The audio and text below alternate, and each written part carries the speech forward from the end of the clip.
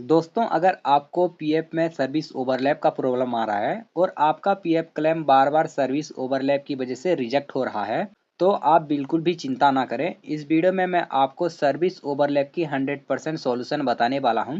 आप किस तरह से सर्विस ओवरलैप के इशू को क्लियर कर सकते हैं, यानी कि ठीक कर सकते हैं और अपने पीएफ से सारे पैसे को विड्रॉ कर सकते हैं। सर्विस ओवरलैप को क्यों सही करना है? क्योंकि ना दोस्तों, सर्विस ओवरलैप की वजह से केवल आपके पीएफ के पैसे ही नहीं फंसेंगे, बल्कि आप कोई भी न्यू कंपनी या फिर कोई भी न्यू जॉब ज्वाइनिंग करेंगे तो वहां पर आपको बैकग्राउंड वेरिफिकेशन में दिक्कतें आ सकती है। तो दोस्तों, इसलिए आपको सर्विस ओवरलैप को सही भी करना जरूरी है। तो आज की इस वीडियो में मैं आपको सर्विस ओवरलैप की 100% सॉल्यूशन बताने वाला हूं। तो आप इस वीडियो को बिना स्किप किए लास्ट तक जरूर देखिएगा। तो चलिए दोस्तों, बिना टाइम गवाते हुए वीडियो को फटाफट से स्टार्ट करते हैं। दोस्तों, सबसे पहले तो आपको अपने मोबाइल से कोई भी ब्राउजर को ओपन कर लेना है और वहां पर से आपको ईपीएफओ का जो मेंबर होम है उस पोर्टल पर लॉगिन कर लेना है। पोर्टल पर लॉगिन करेंगे तो डैशबोर्ड कुछ इस प्रकार से दिखाई देगा।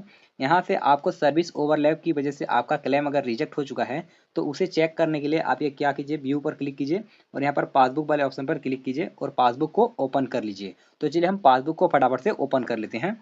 तो देखिए दोस्तों, हमने यहाँ पर पासबुक को ओपन कर लिया है और यहाँ पर से हम आपको क्लेम्स दिखा देते हैं। यहाँ पर देखिए क्लेम वाले ऑप्शन पर क्लिक करेंगे। देखिए हमने जैसे ही क्लेम वाले ऑप्शन पर क्लिक किया तो यहाँ पर आप नीचे देख पा रहे होंगे थर्ड नंबर में जो हमने अप्लाई किया था 10/5/2024 को फॉर्म 19 के लिए, यहाँ पर हमारा जो पीएफ क्लेम है service overlap from 8/2021 to 2/2022 and date of joining also wrong, ये इशू हमें दे दिया गया है और हमारा पीएफ क्लेम को रिजेक्ट कर दिया है। साथ ही साथ हमें यहाँ पर सेकंड रीजन देखने के लिए मिल जाएगा, form 15G 15H not uploaded by member, UN claim cancel cheque not as per bank KYC details. तो ये जो पीछे साइड रहते हैं ना दोस्तों, ये दो तीन रीजन वो ज़्यादा मैटर नहीं करता है, आपका जो फर्स्ट में रीजन रहता है वही मैटर करता है। तो यहाँ पर हमारा सर्विस ओवरलैप की वजह से क्लेम रिजेक्ट हो चुका है, तो हम इसका पैसे को कैसे विड्रॉ कर सकते हैं मैं आपको बताने वाला हूँ। तो चलिए हम यहाँ पर से बैक चले जाते हैं हमारे मेंबर होम वाले पोर्टल पे। देखिए जैसे ही हम मेंबर होम वाले पोर्टल पे आएंगे तो हम सर्विस ओवरलैप को चेक करने के लिए फिर से व्यू वाले टैब पर क्लिक करेंगे। उसके बाद यहाँ पर सर्विस हिस्ट्री वाले ऑप्शन पर क्लिक करेंगे। दोस्तों, आप जैसे ही सर्विस हिस्ट्री वाले टैब पर क्लिक करेंगे यहाँ पर आपको अपनी कंप्लीट सर्विस हिस्ट्री देखने के लिए मिल जाएगा। आपने जितने भी कंपनी में काम किए हैं उन सारे की डिटेल्स यहाँ पर देखने के लिए मिल जाएगा। यहाँ पर आपको मेंबर आईडी देखने के लिए मिल जाएगा, यहाँ पर आपको कंपनी का नेम देखने के लिए मिल जाएगा। उसके बाद यहाँ पर आपको इस्टेब्लिशमेंट आईडी यानी कि कंपनी की आईडी देखने के लिए मिल जाएगा। Date of joining EPF, date of exit EPF and date of joining EPS और डेट ऑफ एग्जिट ईपीएस, ये सारे यहाँ पर आपको देखने के लिए मिल जाएगा। तो यहाँ पर सर्विस ओवरलैप क्यों आ रहा है, तो यहाँ पर आप देख पा रहे होंगे जो पहली कंपनी है उसमें डेट ऑफ ज्वाइनिंग कब है, ये देखिए जो पहली कंपनी है उसमें डेट ऑफ ज्वाइनिंग है हमारा 9/7/2021 को, और जो सेकंड कंपनी है उसमें जो डेट ऑफ ज्वाइनिंग है 29/8/2021 को। लेकिन यहाँ पर सर्विस ओवरलैप क्यों आ रहा है, तो आप देख पा रहे होंगे पहली कंपनी में यहाँ पर आप देख पा रहे होंगे यहाँ पर जो डेट ऑफ एग्जिट है वो 9/2/2022 है, यानी कि 9/7/2021 को हमने कंपनी ज्वाइनिंग किया, उसके बाद 9/2/2022 को कंपनी छोड़ भी दिए। उसके बाद यहाँ पर हमने दूसरी कंपनी कब ज्वाइनिंग की, 29/8/2021 को। तो आप यहाँ पर देख पा रहे होंगे जो हमारी पहली कंपनी का एग्जिट डेट है 9/2/2022 है, लेकिन जो सेकंड कंपनी में डेट ऑफ ज्वाइनिंग कब है, 29/8/2021। तो ये जो है ना डेट आपका पहले नहीं आना चाहिए, बाद में का आना चाहिए था।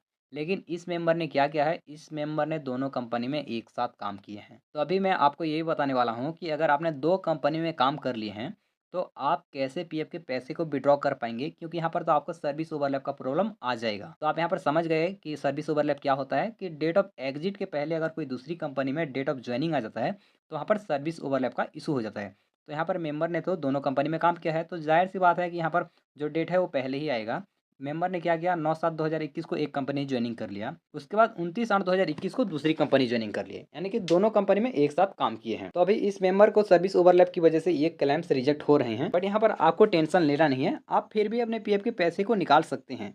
सर्विस ओवरलैप आ गया इसका मतलब पैसे निकाल नहीं सकते, ये जरूरी नहीं है। सर्विस ओवरलैप के साथ भी आप अपने पीएफ के पैसे को निकाल सकते हैं। बस शर्त यहाँ पर क्या है, अगर आपने दोनों कंपनी में एक साथ काम किए हैं तो आपकी जो दोनों कंपनी का है काम करने का वो टाइमिंग अलग होना चाहिए, यानी कि आप एक टाइमिंग में काम नहीं किए होना चाहिए। जैसे कि मान के चलो आपने पहली कंपनी में काम कर दिए, पहली कंपनी में आपने काम किया कब, अगर आपने पहली कंपनी में डे शिफ्ट में काम किया, यहाँ पर आप 10 बजे से 4 बजे के बीच काम किए हैं। तो दूसरी कंपनी में अगर आपने नाइट शिफ्ट में काम किया है, नाइट शिफ्ट में आप मान के चलो 9 6 टू मॉर्निंग 4 या फिर 3, कितना भी बजे तक आप काम किए हैं, तो यहाँ पर आपको क्या करना है, दोनों कंपनी को जाना है और दोनों कंपनी के लेटर हेड में लिखाना है कि मैंने इस दौरान इस कंपनी में काम किया और इस दौरान इस कंपनी में काम किया।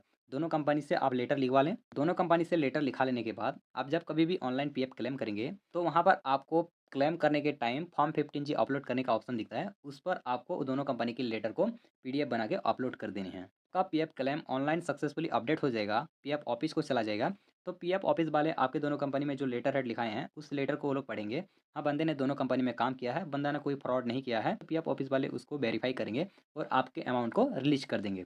तो दोस्तों इस प्रकार से अगर आप एक साथ 2 कंपनी में काम किए हैं, तो आप अपने पीएफ के पैसे को इस प्रोसेस से निकाल सकते हैं। आई होप दोस्तों वीडियो में दी गई जानकारी आपको पसंद आई होगी, क्योंकि इस वीडियो में मैंने बहुत ही सरल भाषा में आपको एक्सप्लेन किया है। आप किस तरह से अगर 2 कंपनी में काम कर दिए हैं और सर्विस ओवरलैप का प्रॉब्लम आ रहा है, तो आप उसे कैसे विथड्रॉ कर सकते हैं।